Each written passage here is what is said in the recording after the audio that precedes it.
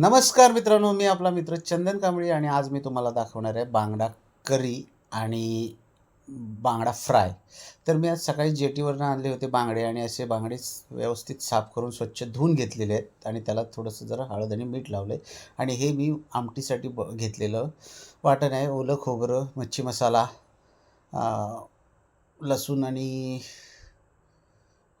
आमसुलं आणि हे बांगडे फ्राय करण्यासाठी मी मस्तपैकी मसाला लावून घेतलेत आणि ते आता मॅरिनेट करायला ठेवलेत.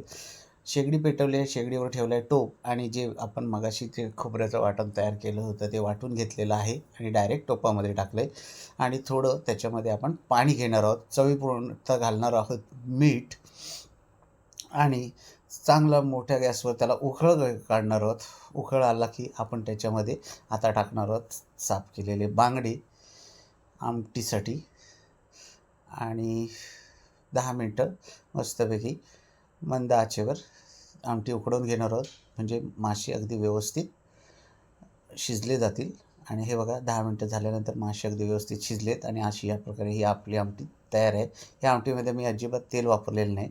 आणि आता ठेवला आहे मी तव्यावर घेतलं आहे तेल आणि जे बांगडे मी मगाशी मसाल्यामध्ये मॅरिनेट करून ठेवले होते ते आता रवा आणि तांदळाच्या पिठामध्ये चांगले फिरवून घेतले आणि ते आपण ठेवणार आहोत तव्यावर.